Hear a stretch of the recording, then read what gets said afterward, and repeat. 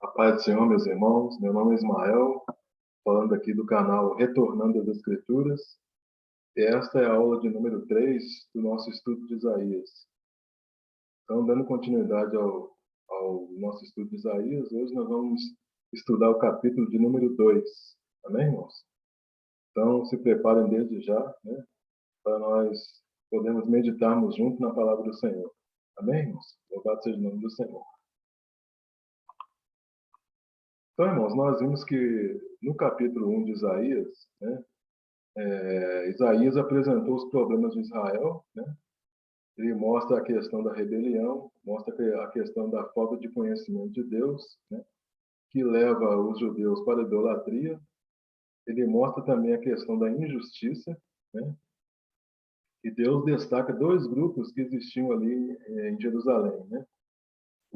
Dois grupos que sofriam injustiças, que eram os órfãos e as viúvas.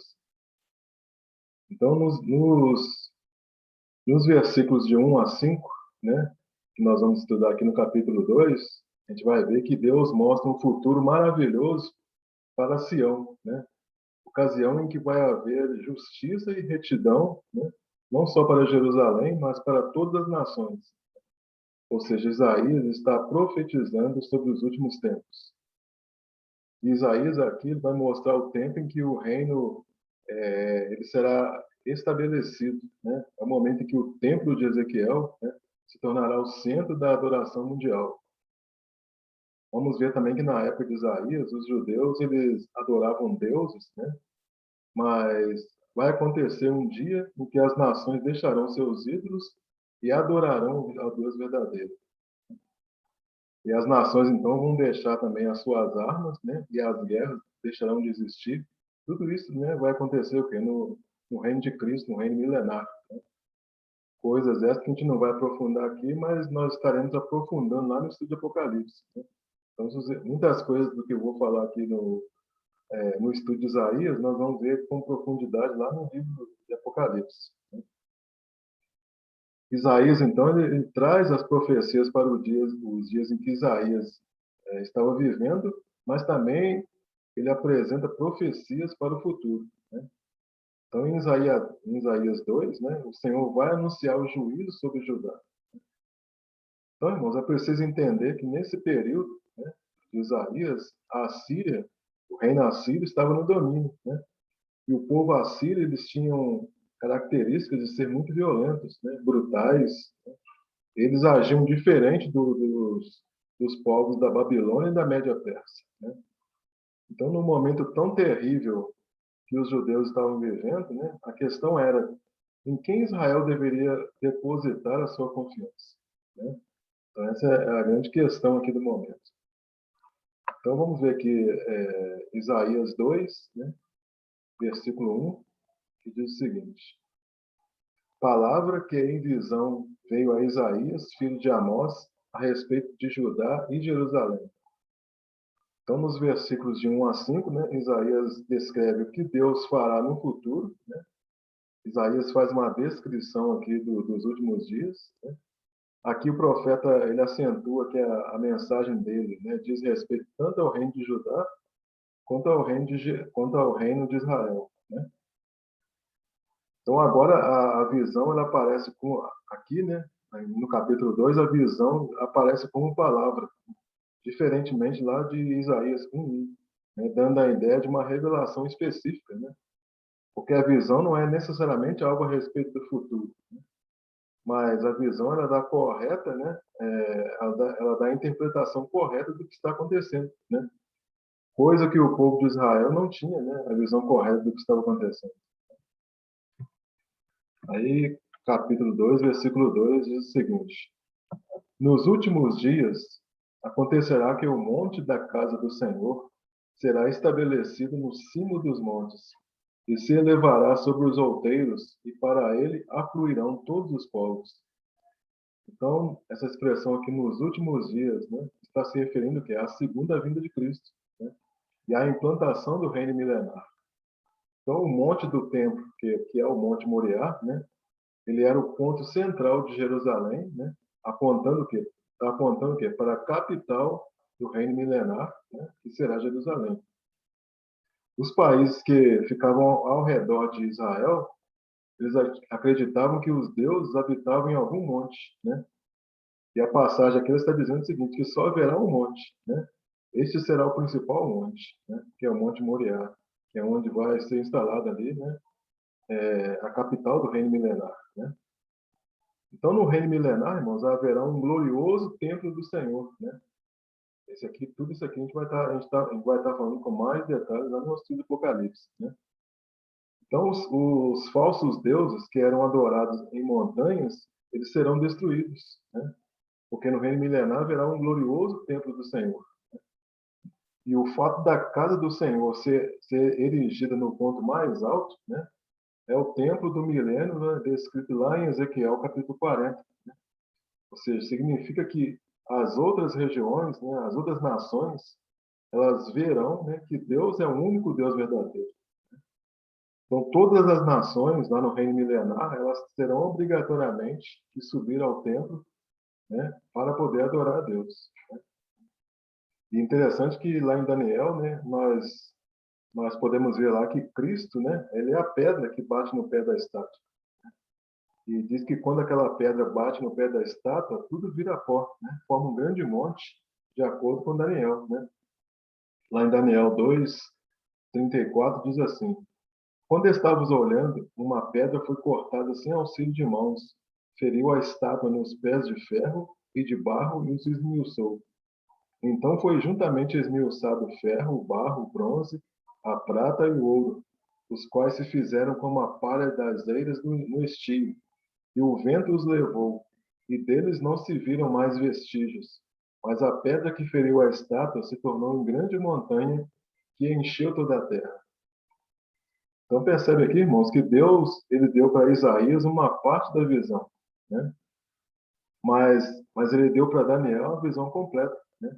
Ou seja, Daniel viu aqui uma pedra que bate nos pés da estátua, né? E aquilo ali se torna um grande monte, né?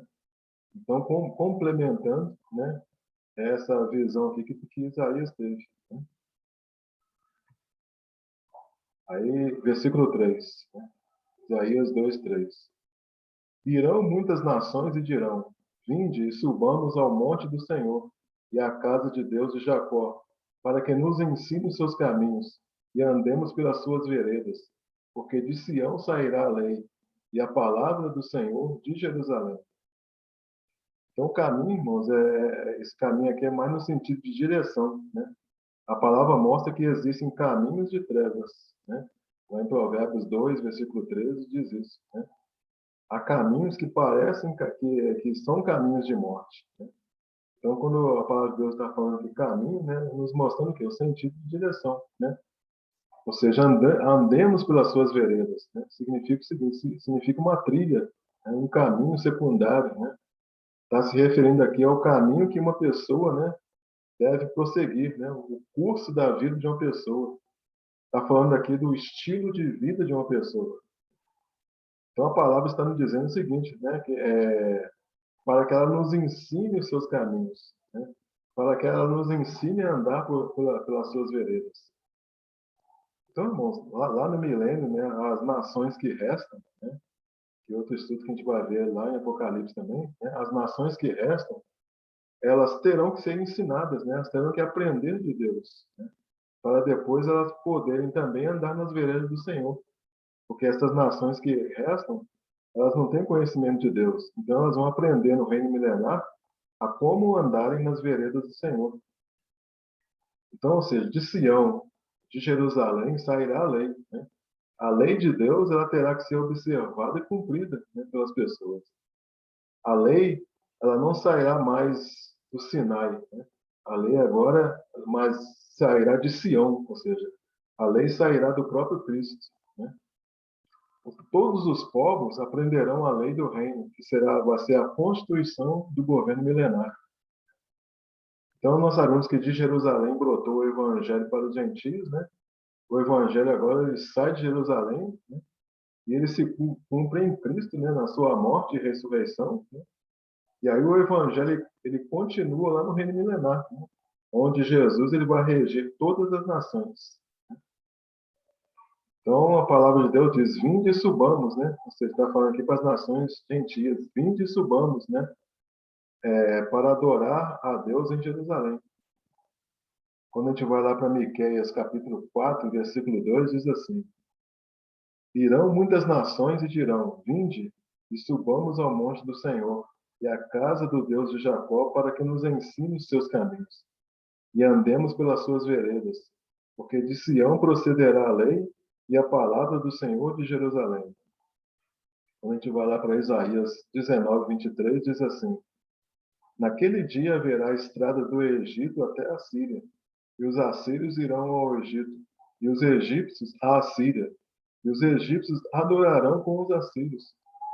Então, o que significa essa passagem? Está dizendo aqui que no reino milenar, né, no reino milenar haverá uma estrada que será construída desde o Egito, passando pela Palestina até a Síria, né, na qual todas as nações elas subirão para o templo, né, para o templo de Ezequiel, onde Cristo vai estar reinando. Né? Então, na época do Antigo Testamento, né, só o povo de Israel subia para o Monte Sião.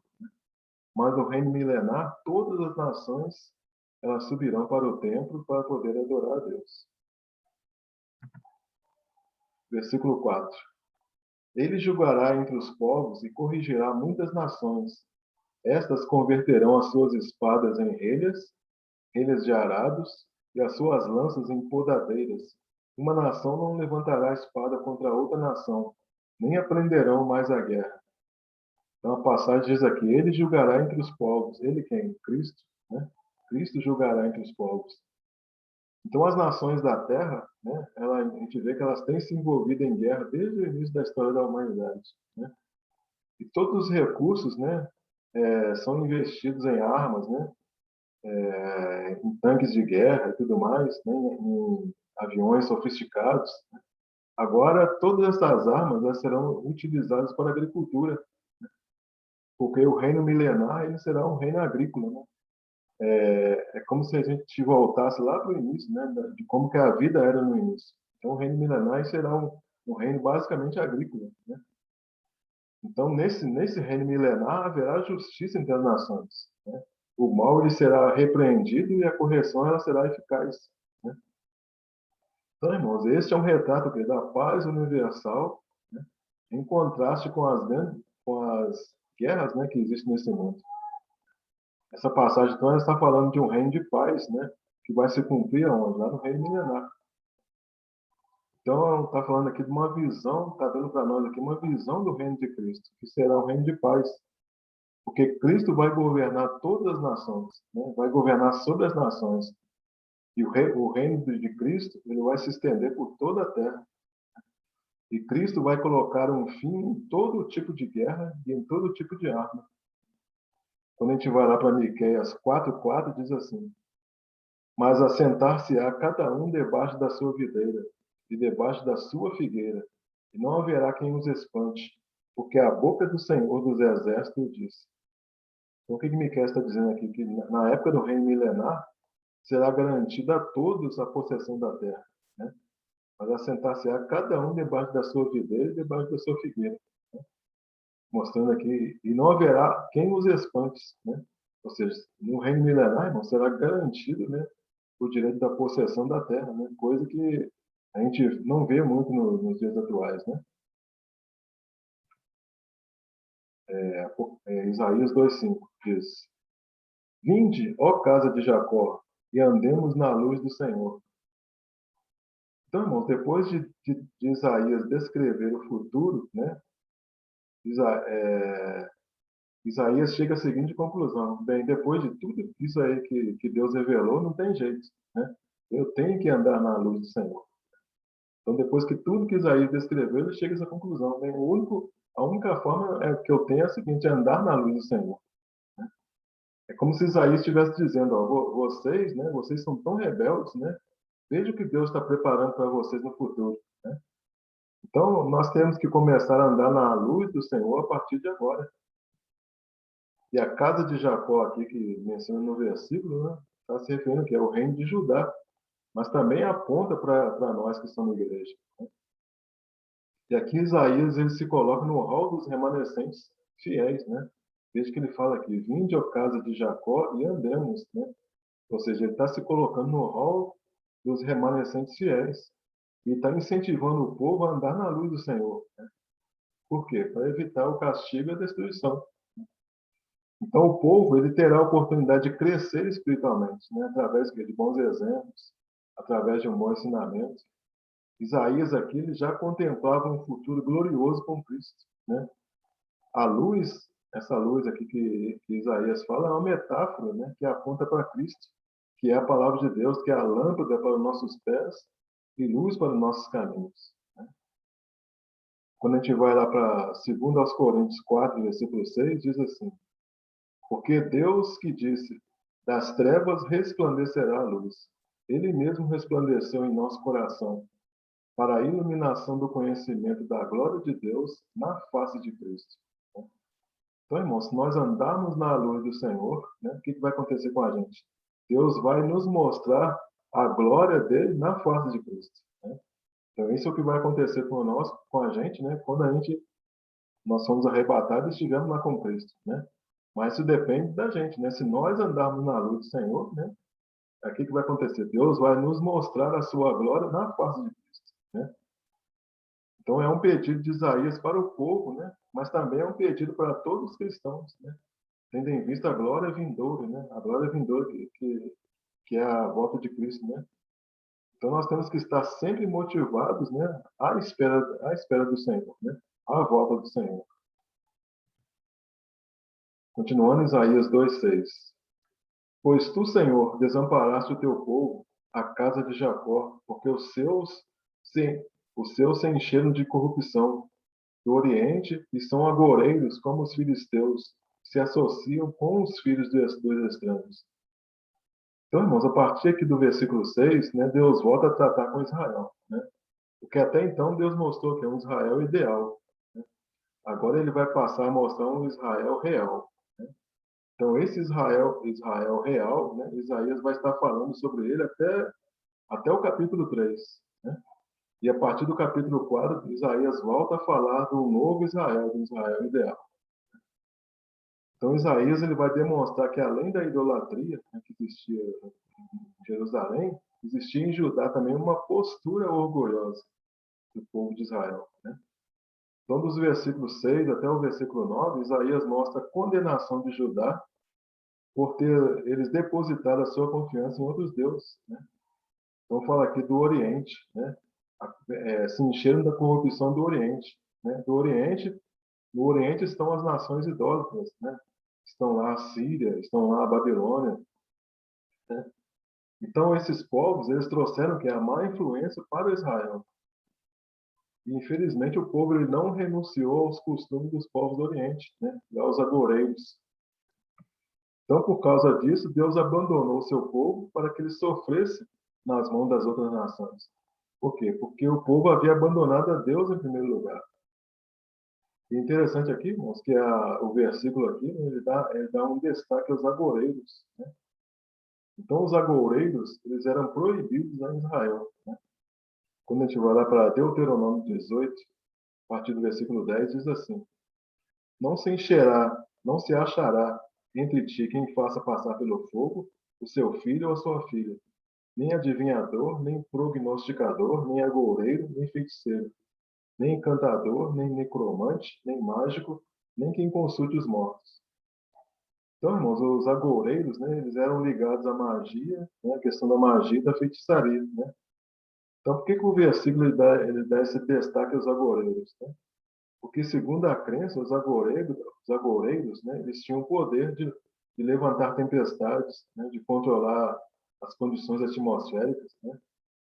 E por ganância, né, do povo judeu, eles consultavam os agoureiros. Né? Mas a gente sabe que quem que é Deus é que dava a chuva temporânea e a chuva serótica. Era Deus que garantia a safra, né? Através da chuva temporânea e da chuva serótica. Mas eles estavam o quê? Recorrendo aos agoureiros. Né? Então, eles se associaram, né, com os povos estrangeiros. Né? Eles fizeram alianças políticas com aqueles povos. Né? Por quê? Porque esses agoreiros, né, eles são como os filisteus, né? Então, o povo lá de Israel, né, eles casaram com as pessoas de outras nações, gerando filhos estrangeiros, né? E se nós compararmos esse versículo aqui com o versículo 3, nós veremos que lá no versículo 3, né, Judá vai receber o quê? A luz da parte de Cristo. Mas aqui, né, nesse versículo, Judá está recebendo o quê? As orientações por parte de um povo pagão. Então, no futuro, as nações elas irão a Jerusalém para se encontrar e aprender com Cristo. Aqui, diferentemente, as nações pagãs, né, são consultadas pelos judeus. Então, percebe aí a diferença, né? Versículo 7. A sua terra está cheia de prata e de ouro, e não tem conta os seus tesouros. Também está cheia de cavalos, e os seus carros não têm fim. Então, irmãos, Deus queria, né, que o povo, que Deus, né, Deus queria que Ele mesmo fosse a riqueza e a força deles, né? Deus queria que o próprio Deus fosse a riqueza e a força deles, né? Mas Israel estava imitando as outras nações. O que Israel estava fazendo? Aumentando a força do seu exército com carros e cavaleiros, né? Mas isso não foi suficiente para deter o povo da Babilônia. Então, por quê? Porque o poder de Deus se retirou, né? Porque eles estavam confiando nas armas e não em Deus. E aí Isaías começa a fazer aqui uma relação dos pecados de Israel, né? Então ele menciona aqui a questão da multiplicação de riquezas, né? Para ver a questão do aumento dos tesouros, né? E das riquezas, enquanto os órfãos e as viúvas elas estavam desamparados, né? Fala da multiplicação do cavalos de carruagens, né? Então ele menciona aqui uma relação de pecados de Israel. Então a riqueza, então a riqueza, ela havia afastado Judá do serviço de Deus, né? O povo estava confiando na sua própria força, né?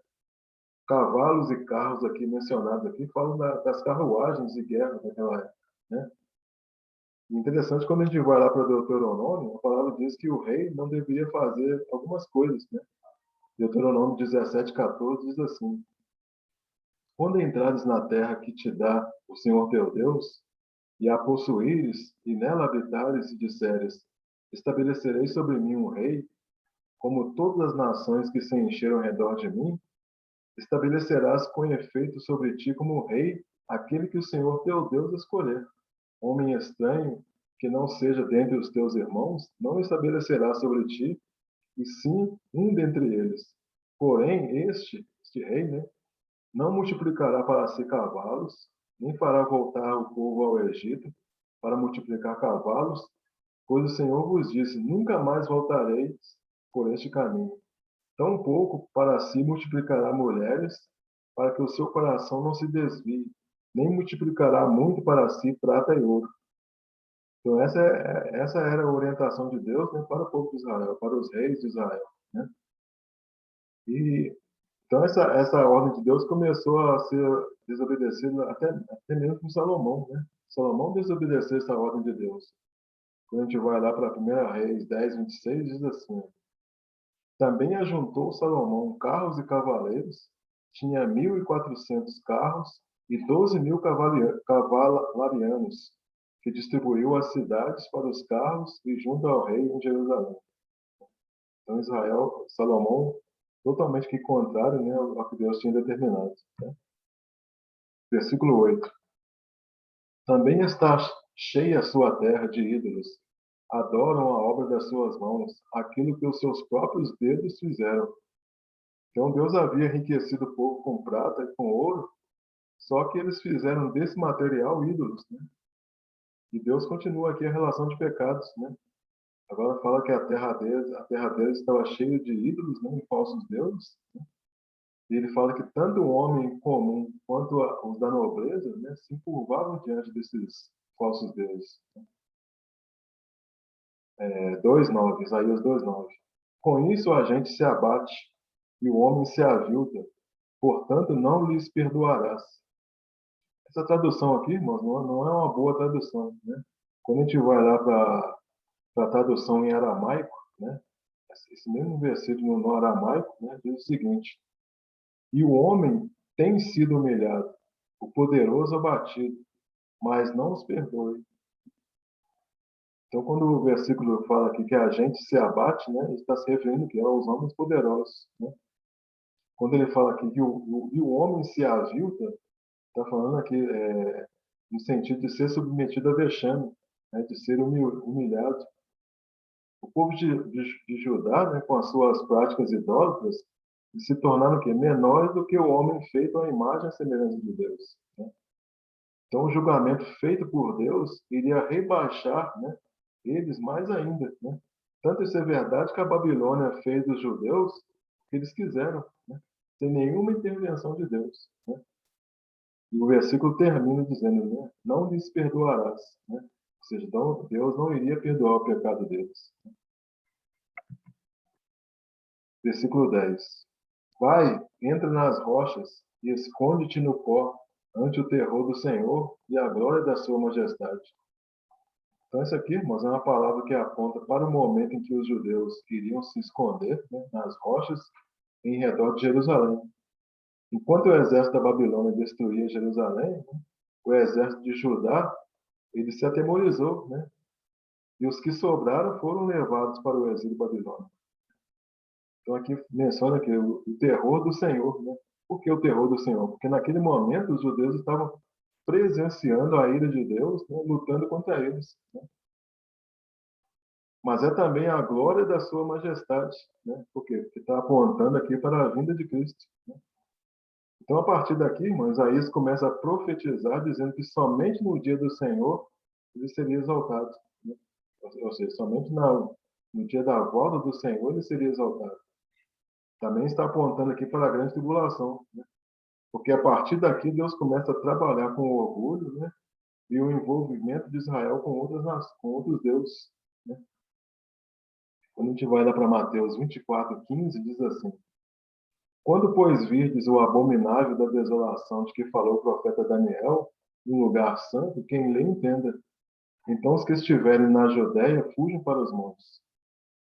Quando a gente vai lá para Apocalipse 6:16, diz assim: e disseram aos montes e aos rochedos: cai sobre nós, e escondei-nos da face daquele que se assenta no trono e da ira do Cordeiro. Então, na verdade, aqui, irmãos, os homens, né, eles vão procurar refúgio, né? Quando eles derem conta que o Senhor está voltando, que o Senhor está vindo, né, eles vão procurar se refugiar, né? Mas acontece que ninguém consegue se esconder de Deus, né? Versículo 11. Os olhos altivos dos homens serão abatidos, e a sua altivez será humilhada. Só o Senhor será exaltado naquele dia. Então Deus continua aqui combatendo a arrogância deles, né? Quando fala aqui de olhos altivos, né, são aqueles que têm um coração orgulhoso, né? Judá estava orgulhosa por causa da sua riqueza, né, por causa do seu exército. Mas no dia da batalha, né, Deus não estava presente para evitar a batalha. Então, a expressão aqui, só o Senhor será exaltado, está apontando para o reino de Cristo, né? Para o reino milenar de Cristo. Versículo 12. Porque o dia do Senhor dos Exércitos será contra todo soberbo e altivo, e contra todo aquele que se exalta para que seja abatido. Então, por essa razão, irmão, lá no versículo 9 diz que haverá humilhação. Por quê? Porque o povo é arrogante. O povo de Israel estava arrogante. E o dia do Senhor aqui é o dia da sua vinda, né? Apontando aqui para frente, numa visão profética, né? Então será um tempo de sofrimento, né, para aqueles que se afastaram de Deus, né? Então, nos tempos de Isaías, o dia do Senhor se referiu à conquista do reino do norte pela Síria, bem como os do cativeiro da Babilônia, né? Mas aponta também para a volta do Senhor. Na Apocalipse 18, versículo 7, diz assim: e quanto a si mesma se glorificou e viveu em luxúria, dai-lhe em igual medida tormento e pranto, porque diz consigo mesma: estou sentada como rainha, viúva não sou, pranto nunca hei de ver. Por isso, num mesmo dia virão as suas pragas, a morte, o pranto e a fome, e será consumida no fogo, porque forte é o Senhor Deus que julga. Então, aqui apresenta aqui a soberba, né, da meretriz, né, o nariz empinado da meretriz, né? Porque os homens, eles confiavam na sua força, eles confiavam na força da grande Babilônia, né? Os homens confiavam nas suas estruturas sociais. Ou seja, o homem ele confiava no seu próprio braço, né? Então, por essa razão, a grande Babilônia ela será destruída, né? Versículo 13, Isaías 2:13. Quanto a todos os cedros do Líbano, altos e elevados, e contra todos os carvalhos de Bazã. Então, Judá era antes como os cedros do Líbano, né? Ela era alta e nobre, mas ela foi cortada. Então, Deus usa aqui a figura da altura da árvore como metáfora, né? E a palavra diz aqui que Judá era antes como os carvalhos de Bazã, ou seja, uma madeira nobre e dura, muito valorizada pelos homens. Mas agora o que aconteceria com eles? Eles seriam cortados, né? O versículo 14 diz: contra todos os montes altos e contra todos os outeiros elevados. Então, assim como os cedros e os carvalhos, que eram objetos admirados pelos homens, serão cortados, as coisas naturais também terão de ser rebaixadas, né? Para que Cristo seja realmente exaltado. Então, a ira do Senhor, ela cairá sobre os montes e sobre os outeiros, né? Os montes são símbolos do quê? Dos governos humanos. Quando todos os poderes terrenos forem abalados, né, aí o governo de Cristo se manifestará, estabelecendo que é a verdadeira teocracia. Então, isso aqui estamos nos referindo aqui ao reino milenar.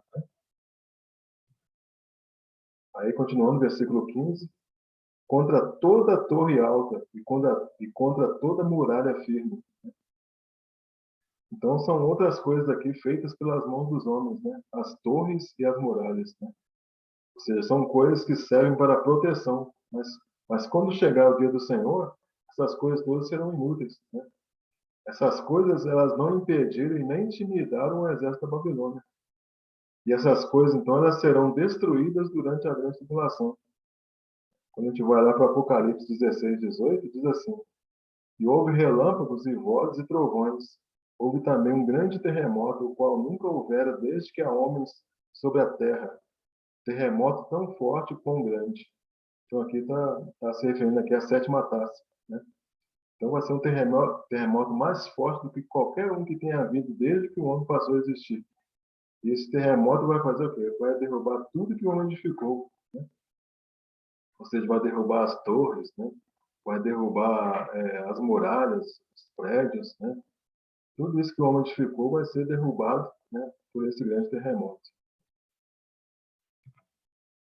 Versículo 16. Contra todos os navios de Tarsis e contra tudo que é belo à vista.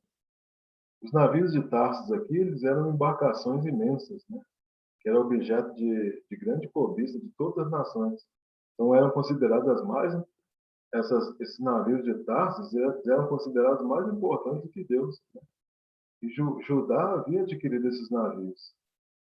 Quando a gente vai lá para 1 Reis 22:48, diz assim: Josafá construiu uma frota de navios mercantes para buscar ouro em Ofir, mas nunca foram, pois eles naufragaram em Ezion-Geber. Então a gente vê aqui que Josafá ele investiu em navios, né? Mas embora Israel fosse um povo que vivia à beira-mar, eles não eram um povo marítimo, né? Eles não tinham essa tradição marítima, essa tradição de fazer guerra, né, através dos navios. E quando a palavra de Deus fala assim, tudo que é belo à vista, né, pode estar se referindo aos navios imponentes, né, mas também pode estar se referindo aqui às obras de arte que faziam parte do comércio marítimo, né? Então, irmãos, veja nos versículos que eu vou ler aqui o quanto Salomão exagerou nessa questão, né? Lá em 1 Reis 10:22 diz assim: o rei tinha no mar uma frota de navios mercantes junto com os navios de Irão. Cada 3 anos a frota voltava, trazendo ouro, prata, marfim, macacos e pavões. Quando a gente olha lá, quando a gente vai lá para Apocalipse, né? Apocalipse nos mostra a posição dos mercadores diante da destruição da Grande Babilônia.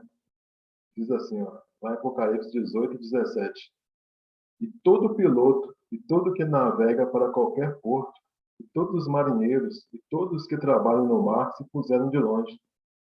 E contemplando a fumaça do incêndio dela, clamavam: que cidade semelhante é esta, a grande cidade? Então, mostrando aqui a posição dos mercadores, né, diante da destruição da grande Babilônia. Isaías 2,17. A arrogância do homem será abatida, e a sua altivez será humilhada. Só o Senhor será exaltado naquele dia. Então, aqui Isaías ele faz um resumo, né, dos versículos 11 a 16, né? Está falando aqui da arrogância e da altivez, né? Que são expressões sinônimas, né, para poder dar ênfase ao que Isaías está querendo dizer aqui, né? Quando fala naquele dia, está se referindo ao dia do Senhor, né? Mas aponta também para o momento em que a Babilônia capturou o reino de Judá, né? Então, irmãos, todos aqueles que confiam em si, um dia serão humilhados. A palavra de Deus está dizendo, né? Judá estava cercado por nações poderosas e, e Judá procurava qual nação que ela deveria confiar, né? Quando nós vamos lá para Jeremias 17:5, diz assim: assim diz o Senhor, maldito o homem que confia no homem, e faz da carne mortal o seu braço, e aparta o seu coração do Senhor. Bendito o homem que confia no Senhor, e cuja esperança é o Senhor. Então aqui, irmãos, Jeremias não está dizendo que maldito é o homem que confia no outro homem, né? Quando ele fala maldito é o homem que confia no homem, ele está dizendo maldito é o homem que confia em si mesmo, né? Que confia no seu braço. Tanto é que ele fala assim, ó, faz da carne mortal o seu braço, né? E aparta o seu coração do Senhor. Ou seja, maldito o homem que confia em si mesmo, né? Aí no 7 ele fala, bendito o homem que confia no Senhor e cuja esperança é o Senhor. E é interessante que quando a gente vai lá para Isaías 53:1, a palavra diz assim, quem creu em nossa pregação e a quem foi revelado o braço do Senhor? Então aquela pessoa que confia em si mesmo e confia no seu próprio braço, ele não recebeu a revelação do braço do Senhor, né? Por quê? Porque ele confia em si mesmo, ele confia no seu próprio braço, né? E lá em Provérbios 29:1 diz assim, o homem que muitas vezes repreendido endurece a cerviz, será quebrantado de repente sem que haja cura. Então a soberba ela será destruída sem que haja cura. Não apenas por causa da soberba, mas também pelo culto ao prazer, né? Pelo culto à luxúria. Então, o juízo de Deus ele virá repentinamente em um só dia, né? Que dia que é esse? É o dia da volta dele, né? Que é o dia do Senhor, sem que haja cura. E Hebreus 10:31 acrescenta, né? Horrenda coisa é cair nas mãos do Deus vivo. Versículo 18. Os ídolos serão de todos destruídos, né? Então, Isaías já havia repetido isso no versículo 2, né? Dizendo que não haveria mais idolatria, né? Então, após a manifestação da ira de Deus, né, todos os ídolos serão destruídos. Lá em 1 Coríntios 8, versículo 4, diz assim: portanto, em relação ao alimento sacrificado aos ídolos, sabemos que o ídolo não significa nada no mundo e que só existe um Deus. Ou seja, a partir do momento aqui no reino milenar, eles passarão a ser nada, né? Porque todos os ídolos serão destruídos, né? Zacarias 13, versículo 2 diz, ó, e acontecerá naquele dia, né, dia do Senhor dos Exércitos, que tirarei da terra os nomes dos ídolos, e deles não haverá mais memória, e também farei sair da terra os profetas e o espírito da impureza. Ou seja, os falsos santos, né, eles serão retirados e seus nomes serão apagados, né, lá no reino milenar, né? Isaías 2,19 diz: então os homens se meterão nas cavernas das rochas e nos buracos da terra, ante o terror do Senhor e a glória da sua majestade, quando ele se levantar para espantar a terra. Então aqui volta a falar do terror do Senhor, né? Do esplendor da sua majestade. Esse versículo aqui, irmão, está detalhando o versículo 10, né? Lá no versículo 10 fala de rocha. Agora aqui já fala das cavernas das rochas, né? E nós sabemos que os homens eles farão isso no decorrer do sexto selo, né? Então, lá no estudo do Apocalipse, nós estamos falando com mais detalhes dessa questão do sexto selo. Lá em Apocalipse 6,15 diz assim: os reis da terra, os grandes, os comandantes, os ricos, os poderosos, todo escravo e todo livre se esconderam nas cavernas e nos penhascos dos montes, e disseram aos montes e aos rochedos: caí sobre nós e escondei-nos da face daquele que se assenta no trono e da ira do Cordeiro.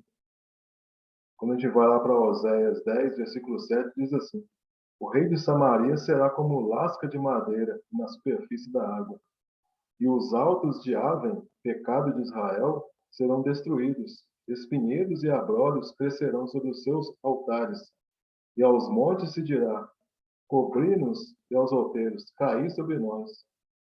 Então, irmãos, tudo isso aqui está falando o quê? Da manifestação da vinda de Cristo, né? Que será espantosa. Por quê? Porque causará medo aos ímpios e aquelas pessoas que vão se apostatar da fé. Então, por isso as pessoas elas vão se esconder, né? Por quê? Porque elas sabem que vão receber o juízo de Deus. Versículo 20. Naquele dia os homens lançarão às toupeiras e aos morcegos seus ídolos de prata e os seus ídolos de ouro que fizeram para ante eles se prostrarem. Então, naquele dia, né? Que dia? O dia do Senhor. Né? Os homens eles terão tanto medo, irmãos, que eles verão que os ídolos não têm nenhum valor, né? Eles lançarão esses ídolos para as toupeiras e morcegos, né? São animais que causam nojo às pessoas, né? São animais que vivem em lugares isolados, né? As toupeiras, né, ou ratos, né? Existe um tipo de rato que é chamado rato toupeira, né? São pequenos animais que se enterram na terra, né, e vivem no escuro e se alimentam de raízes. Já os morcegos são criaturas com asas, né, que vivem também em cavernas, né, que voam somente à noite. Então a ideia aqui é que as coisas mais valiosas para eles, né, que eram os ídolos, esses ídolos serão lançados no escuro, por quê? Porque não tem mais valor nenhum. Então a volta de Jesus, irmão, vai provocar tudo isso aqui. Ou seja, Cristo vai fazer uma obra de restauração nos homens, né? Que a partir desse momento aqui deixarão os seus ídolos. Né? Versículo 21.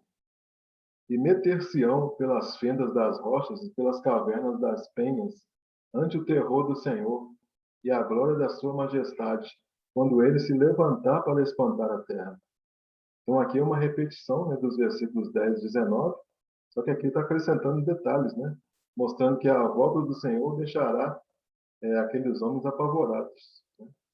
E o versículo 22, né, diz assim: afastai-vos, pois, do homem cujo fôlego está no seu nariz, pois em quem ele está estimado. Quando a gente vai lá para Isaías 2, versículo 5, nós vimos lá que tem um convite. Né? Qual foi o convite? Vinde, ó casa de Jacó, né, e andemos na luz do Senhor. Ou seja, é um convite para confiar no Senhor. Agora apareceu aqui um outro convite, né? Ou seja, parem de confiar nos homens. Então, nesse momento então, da volta do Senhor, nós não devemos confiar nos homens. Por quê? Porque naquele momento, certamente Judá ele seria inclinado a se aliar com os outros homens para se livrar da invasão babilônica. Né? Mas Deus está chamando aqui a atenção do povo, pois na realidade, né, o fôlego da vida vem de Deus, não de um ser humano. Ou seja, eles estavam se inclinados a se aliar aos humanos, mas só que a palavra está dizendo aqui que o fôlego da vida vem de Deus. O fôlego da vida não vem de nenhum ser humano. Né? Ou seja, os homens eles estão confiando num homem limitado, né, cujo fôlego está no seu próprio nariz, né, ao invés de confiar naquele que concede o fôlego da vida. Amém, irmãos? Então, aqui, versículo 22, a gente encerra o capítulo 2 de Isaías, né? Espero que os irmãos tenham compreendido, né? Espero que os irmãos tenham compreendido aí nossos estudos, né? Caso haja alguma dúvida, né? Peço que vocês deixem aí nos comentários para que a gente possa estar ajudando os irmãos, né? Então, agradeço a todos que assistiram o vídeo até aqui, irmãos, né? Até o final. Se você gostou desse vídeo, deixa aí desde já o seu like, seu joinha. Se você ainda não é inscrito no canal, peço que você se inscreva. E aguardem os próximos vídeos, né? Vamos estar dando continuidade a esse estudo. Amém, irmãos? Então, obrigado aí por todos e fiquem todos na paz e na graça do nosso Senhor Jesus Cristo. Amém? Glória a Deus.